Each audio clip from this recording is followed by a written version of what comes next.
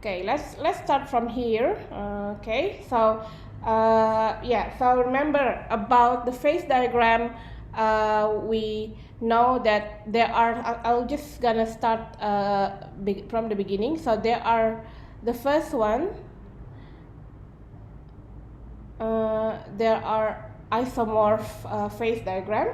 Okay, the second one there is a binary system and should be eutectic diagram like this. Okay, so the eutectic diagram has one compound or one eutectic component.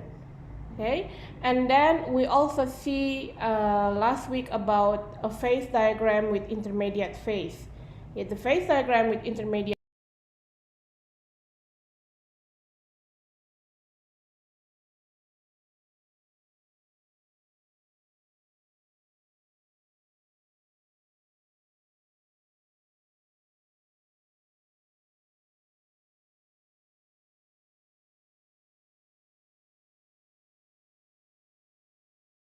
Okay, sorry for that. So there was no internet, so let's start again.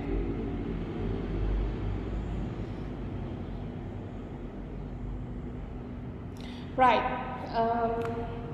Stop that.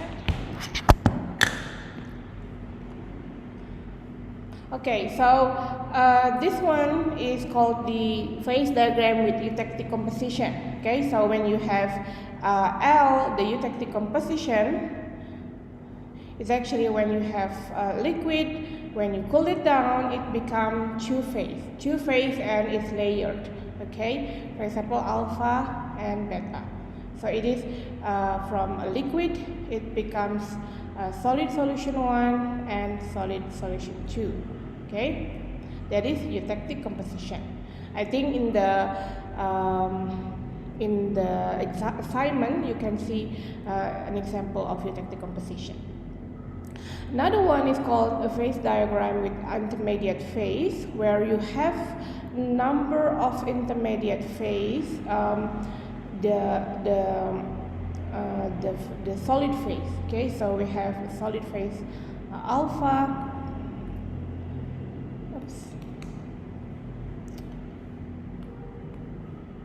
We have the solid phase alpha, you have the solid phase beta, and around here, the middle one, there are the intermediate solid solution like gamma and then delta and so on. Yeah, so gamma, delta, and so on. So typically the phase diagram, the solid phase is notated with Greek numbers. Okay, and then it is how to read it. You just need to take a look in some point, for example this point. So and then look at what is in this area. Okay, so for example in this area, this point, it is only beta phase, so it is 100% beta phase. Okay. However, if you are in this area, like for example in here, you see there are beta and gamma. And then so that would be there's two phase. Okay, and in order to calculate the mass fraction, the composition, again you will use the what's called the left rule, yeah, or inverse rule. Okay, and another one I also put it in the assignments. The one is actually intermetallic metal. So in the phase diagram with intermetallic metal. Okay, so here in the intermetallic metal you have one compound, satu senyawa. Okay, and one compound, for example, here is that between magnesium and this one here, lead, yeah, timbal. So this is lead. This is magnesium. Okay, and then between these two metal, there are actually intermetallic phase. Okay, so they actually can join together to become a compound, senyawa. Okay, and in this case, the compound is Mg2Pb. So it is notated with a vertical line there. Okay, so for intermetallic metal, it would be notified with, for example, this one for a pure compound or pure compound or intermetallic metal, it is called congruent transformation. So the transformation would be in this vertical line. Yeah. For example, if you have 100% magnesium, you can see that it will melt around 650 degrees Celsius, and after that it can vaporize around what temperature, okay? And that's also similar with if you have Mg2Bb, there, it will be still in a solid phase, and then it can melt around maybe 550 degrees Celsius. Okay, so that is how to calculate the compound. Okay, and incongruent transformation is actually the phase transformation with changing composition. For example, eutectoid or eutectic or eutectoid reaction. Okay, now I would like to ask you, in here, do we have eutectoid reaction? Do we have eutectoid reaction around here?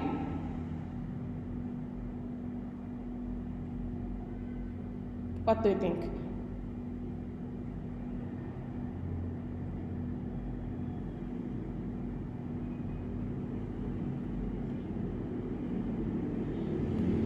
In here, we have Yes, ma'am.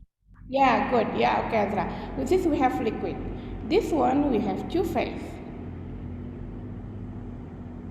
Okay, so this point is called eutectoid reaction, eutectic reaction. Okay, why? Because this is there is a reaction from one liquid phase into another two solid phase. Okay, yeah, so that is this eutectic reaction. And I think we also see one eutectic reaction in this one. Yeah, this one, very small. Okay, because this is liquid, this is beta plus Mg2B. So this is also eutectic, because you have liquid, when you cool it down, it becomes Mg2B plus beta. Okay, and the next one, if we cut here, so let's say I cut some through around here, okay, and then I make it bigger, it actually goes to this graph, okay, here. So this is maybe let's make it a little bit bigger here. So this is a gamma, this is gamma plus epsilon, this is epsilon, this is a P point, this is E point, this is delta plus L, this is epsilon plus L. Okay, so here, this one we have the first one in point E, around here, we have eutectoid reaction. Okay, so what is eutectoid reaction is actually when we have delta here. So when we have delta, if we cool it down, it becomes gamma and omega. If we cool it down, it becomes gamma and, not omega, epsilon. Okay, if we heat it up, that one, it becomes delta again. So that's called eutectoid reaction. Okay, so it is actually from one solid phase become another two different solid phase. Okay. And then there's another one, it's called P, it's called the peritectic, and the peritectic is actually when you have a delta there plus a liquid. When you cool it down, that becomes another solid solution. When you heat it up, go back again to the liquid and the solid solution again. So if you have one solid solution plus liquid, then you cool it down, that becomes second solid solution. Okay, then all the notation, and then you have to remember. Now I would like to go to our common system, which is called This one. This is the, I would say this is the iron carbon phase diagram. Okay. All the explanation are in the previous one, yeah, it's still in Indonesian, but it's actually I can explain to you in here. Okay, so all of the explanation are in the previous slides, but let us explain one by one. Okay, so here is the iron and carbon phase diagram. Okay, so because we use a lot about, we only use small carbon, so we're gonna cut the phase diagram in the iron rich diagram, yeah, in the iron rich phase. Okay, now in the iron and carbon, it's actually they have intermetallic phase. Intermetallic phase, it happens at at 6.70% of carbon. So in here we have intermetallic phase. And what is the intermetallic phase? And the intermetallic phase is called Fe3C or cementite. Okay, it's cementite. Now, so this one is cementite.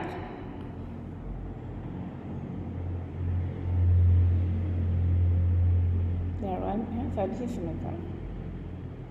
And over here is 100% pure iron. Okay. And then over here, let's look at over here. So in here, in number one over here, so let's say in the point one. In the point one, we have we can read the phase. This one, alpha ferrite. Yeah, alpha ferrite. Alpha, or we call it ferrite. So ferrite, yeah, ferrite or ferrite. Ferrite is a soft metal. Okay, so it's iron, a pure iron. It is soft. It is ductile. Okay, it's easy to bend. It's easy to do plastic deformation, and it is relatively soft. Okay, in the other one. This line is called cementite.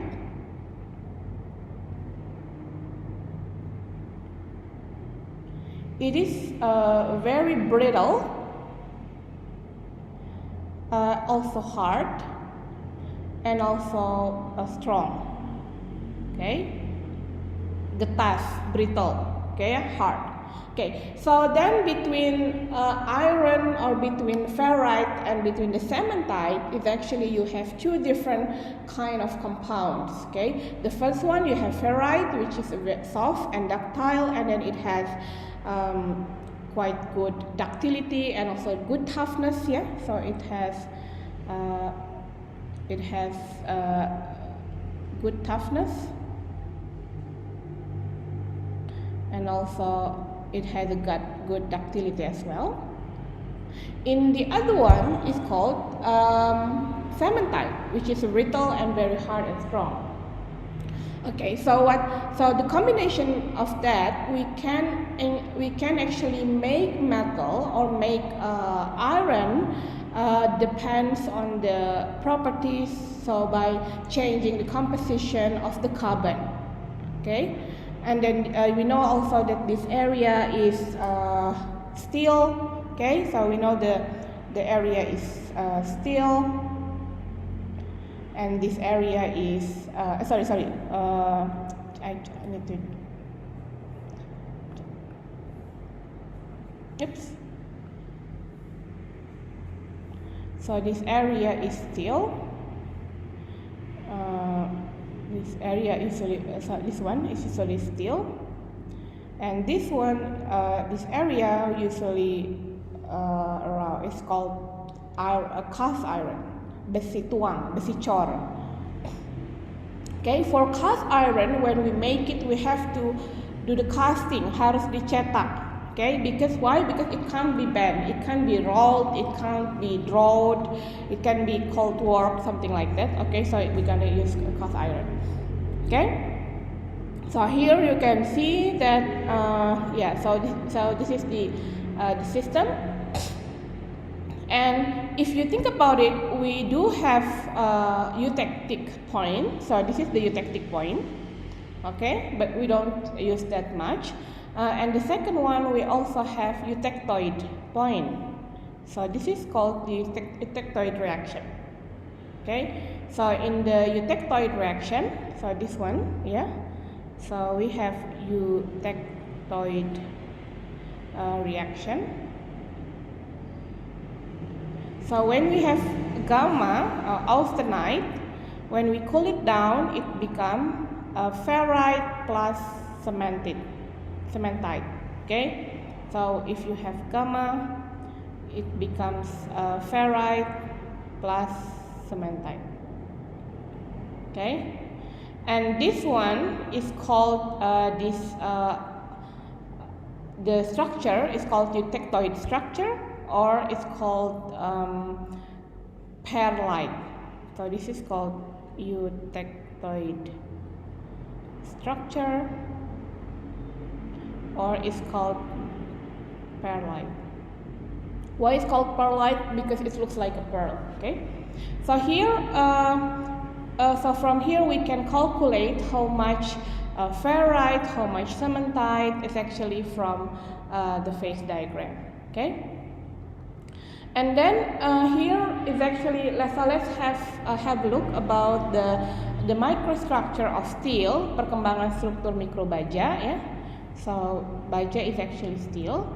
The first one, when we have a liquid, we cooled it down on the eutectoid points, become alpha plus Fa3C, is called eutectoid reaction.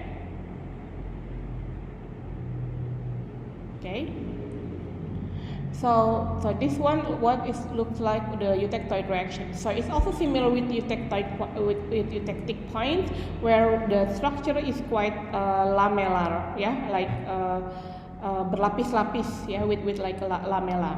Okay, now the eutectoid structure, eutectoid reaction, it actually happen in eutectoid point. Okay. And the eutectoid point, you can read it over here, is actually quite small, but here you can read it, the point is actually at 0.76. Okay, so maybe if I can rewrite again, so in eutectoid point you have austenite at 0.76 weight percent, that will change into alpha ferrite. And the alpha ferrite has composition of carbon 0.022 weight percent plus cementite, and the cementite has composition of here, you can look at here, would be 6.7 weight percent. Okay, so this is the eutectoid reaction.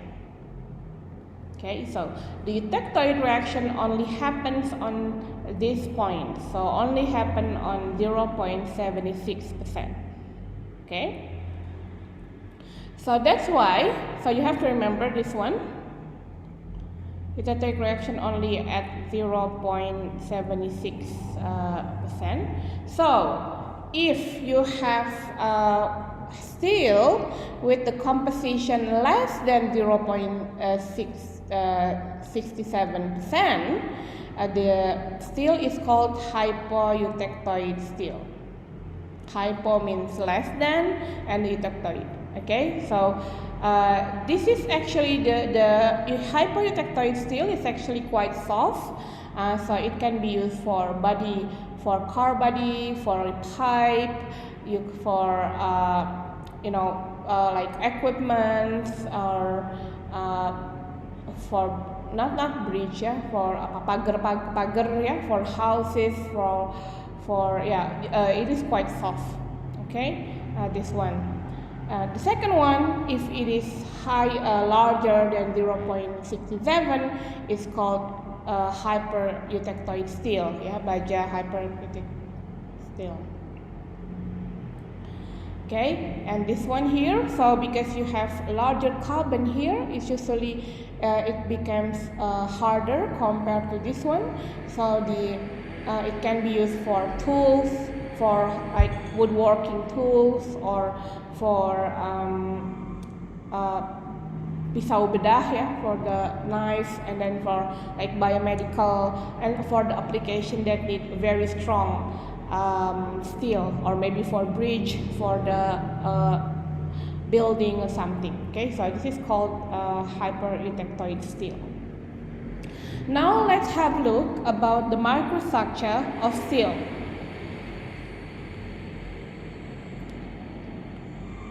Okay, so here we have, let me check. Okay, so here we have in this phase, so in this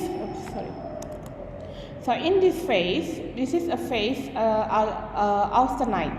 Okay, and the phase austenite, again, we know this is a solid, and each solid have a grain boundary like this. Okay, so it is austenite. And after that, when we go to the point D, the austenite will transform a little bit into ferrite. Okay, so you can see that the orange is actually all the ferrite. And the ferrite usually happens on the grain boundary. Okay, so they will start to precipitate at grain boundary, pada batas butirnya. Okay, and then after that, so in the end we end up with E over here, where is all the grain boundary has replaced with alpha, or with the ferrite. Okay, and then we still have remaining of the gamma, the austenite. Okay, and after that, because we have passed this line, the eutectoid line, sorry, then what happens is all of the austenite will be transformed into eutectoid structure. Okay, so all of the austenite will be changed into eutectoid structure. Okay, so then you will end up with the phase is called phase alpha, or we call it pro-eutectoid alpha because it came before its eutectoid, so we call pro-eutectoid alpha. So the phase called pro-eutectoid alpha.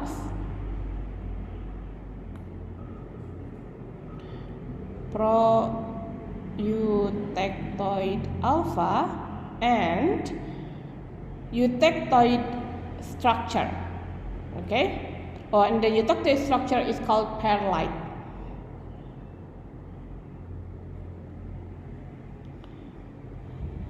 And the perlite is actually will divided into alpha and cementite. Okay, remember the perlite is actually the layers between alpha and cementite. Okay, so actually the perlite is actually would be layers of that one. Okay, so this is the steel microstructure for hypoeutectoid steel.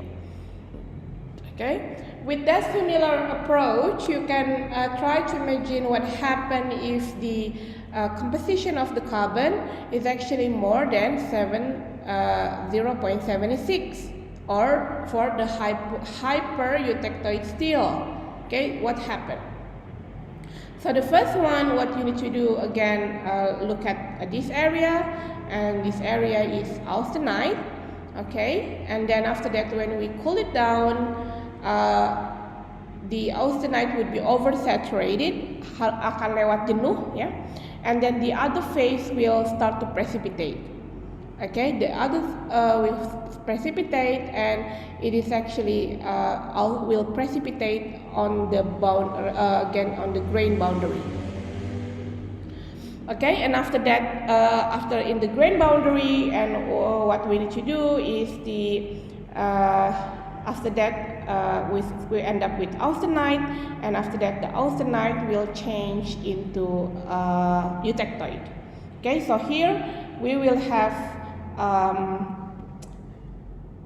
pro-eutectoid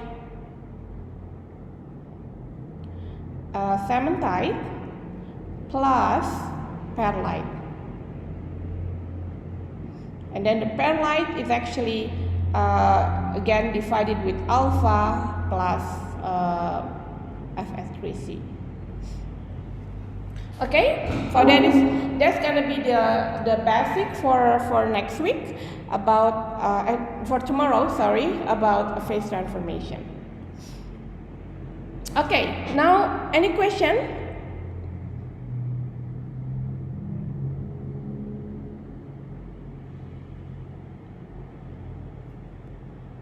Okay, you will have some calculation as well, how to calculate the fraction and so on. But actually, the basic would be all about Leffer rule. Yeah. So for example, if I want to just copy one of the phase diagram, copy in here.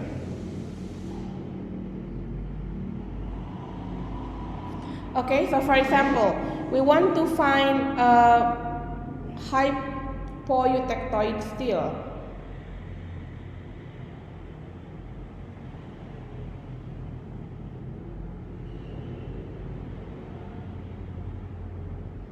So let's say maybe make it bigger and then put it there. Okay. So for example, just let's say we want to make hypoeutectoid steel. So hypoeutectoid steel would be in this line, for example, between, let's say this is the line, yeah. Let's say this is hypo.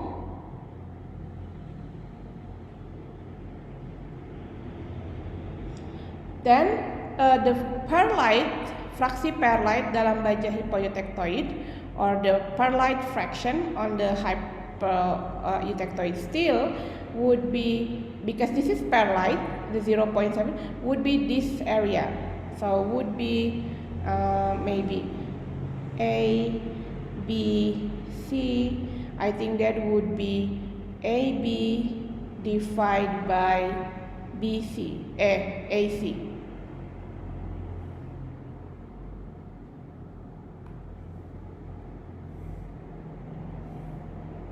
Okay, or in other words, if you look at the composition there, you can see that the length of AB would be the composition minus 0.022, this one, yeah, divided by AC, and the length of AC is the length from 0.76 into 0.002. Okay, so it's actually the same. So whether you want to use Leffer rule or you want to use the appropriate formula for that, you can do that. Okay. All right, and to sum up here, before we continue here, there are this is actually for non-equilibrium cooling. Okay, it's actually for non-equilibrium cooling, pada pendinginan non-equilibrium. For equilibrium cooling. For equilibrium cooling. So in non-equilibrium cooling, if we cool the melt very fast, what we can see, we will see another phase transformation, and this one will be explained tomorrow on the next chapter about phase transformation. Okay, and again, the eutectoid point is very important. So the eutectoid point is very important.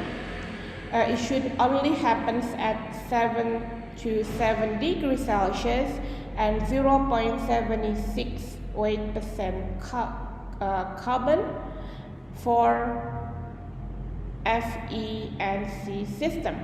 Yeah, so the system, if the system only contain iron and carbon, then you will end up with the eutectoid temperature is 227 degrees Celsius, and the mass fraction is 0.76. Okay, so we can go back into here.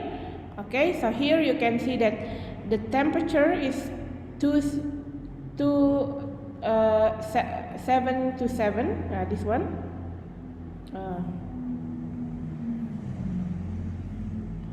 Yeah, so this one is the temperature to 7 to 7 degrees Celsius, and this is the composition. Yeah, the composition 0.76 weight percent.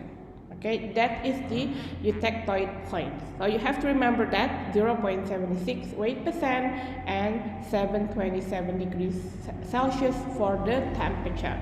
Okay, however, if we add some other compound, okay, pengaruh unsur pemadu yang lain, if we add some other compound in the FEC system, it will change the temperature as well as the eutectoid composition. Okay, so for example, if so this one is the concentration of alloying elements for the horizontal line, and then for the vertical axis is the eutectoid temperature. So the eutectoid temperature is actually gonna change if we add some alloys into the FEC. Okay, so for example, if we have stainless steel, it has some chrome and nickel, then the eutectoid temperature will change. Okay, will be slightly increasing. Okay, if you add a very quite number of titanium, very small one, it will increase up to 1200 degrees Celsius. Okay, so it is really, it's gonna change with the eutectoid temperature. Okay, that's also similar with the eutectoid composition. So from the 0.76, it actually will change into some other things over here. It's gonna close into, it can close down to 0.2. If you add titanium, if we add nickel, it gonna decrease. If we add chrome and so on, it gonna decrease. Okay, so our friends in materials engineers, in material scientists, they have a vast atlas or mapping about the type of alloy. So each type of alloy or type of steel will have a different composition or a temperature for the eutectoid point. Okay, so I think that would be should be the end of this session. There are some explanation here, latihan-latihan. You can try it. And also assignments, okay? So for example, maybe let's have a look, let's try one yeah, before we stop. Here, so for example, we have baja austenit mengandung 0.45% weight carbon. Okay, so what we need to do, we have to put maybe make 0.45, so in here. Okay, and then it is cooled down to below 277, so it should be cooled down below that one. So the first one, can you mention what is the pro-eutectoid phase, fasa pro-eutectoid? So what is the pro-eutectoid phase in this one?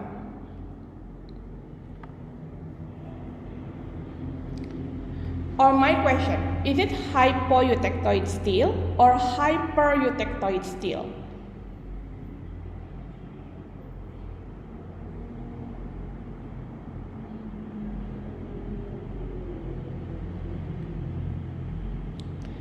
It is below 0.76 weight percent. So is it hypoeutectoid steel or hypereutectoid steel? Okay. Hypo, ma'am? Yeah, hypoeutectoid steel. Okay. So if it is hypoeutectoid steel, so what is the proeutectoid phase. You can go back here. So what is the proeutectoid phase?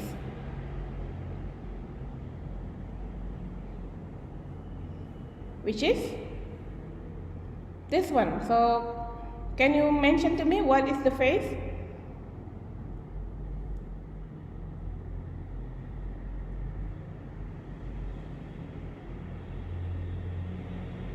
Alpha, yeah, or ferrite. Okay. So here, because it is a hypoeutectoid still, so we know that the proeutectoid phase is called alpha or ferrite. Okay. So here I can write the this would be alpha or ferrite. Okay. Now the question is, what is the total kilogram of ferrite and the total of cementite? Yeah. So here you want to know the total ferrite and the cementite. Okay. So here you want to find ferrite and cementite. So then you can go back. You can use lever rule. So what you see, your neighbor is the ferrite over here, the point, and this is a cementite there. Okay, so first what we need to do, we put the points over here, okay, and then we can see the concentration. A is 0.02, yeah, A, that one, the point. The second one on the carbon, B. The third one, C, and this is D. Okay, so the total ferrite would be, so this is ferrite and this is the D. Okay, so the total ferrite compared to the cementite would be all of them over here from because now the neighbor is A, so A is for ferrite, D for cementite. This one is the 0.45. Ini adalah batasnya, ya. So because what we want to know is ferrite and cementite, make that is your border. Itu jadikan batasnya. Okay? So here, and ferrite is over here, cementite over here, so we have to use lever rule. Okay? So it's actually equal to the line BD divided by the line AD. Okay? Karena inverse rule, lever rule. Okay? And this would be, BD would be 0.76 minus 0.45. 6.7, sorry. 6.70 minus 35 divided by 6.70 minus 0.0022. Okay, then you can calculate the total ferrite. Okay, and for C, and for the total, the total cementite would be 100% minus total ferrite. Okay, got it? Now, the second one is the total of perlite and proeutectoid. Okay, number C. Okay, and then after that you can calculate with the kilogram, and then you can find the weight of each phase. Okay. The second one, what you want to see is actually the percentage of perlite and the proeutectoid phase. Okay, so here you have to make your border, tetangga kalian, yeah.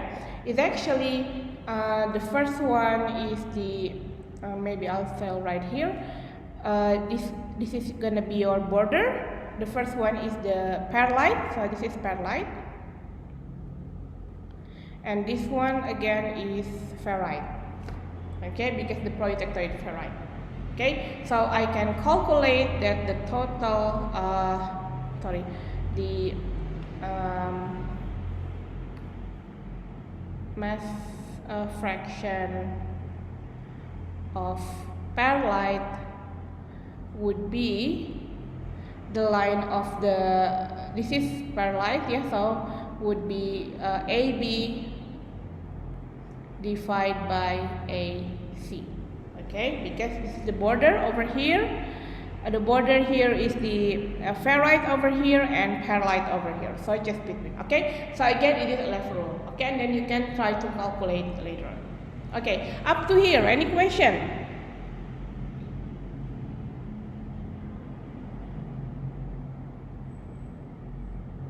Okay, try it by yourself, okay, or with your friends. This one is not in the assignments, but there's assignment in the EduNext, and tomorrow we'll continue on the next chapter about phase transformation. Okay, thank you very much for your attention. Sorry it's a little bit noisy over here because in my room it is the internet is not very good. So I'll see you again next week. I'll see you again tomorrow. Okay, thank you. Thank you, Thank you ma'am. very much, ma'am. Thank you, ma'am. Okay, ma'am. bye. See you tomorrow.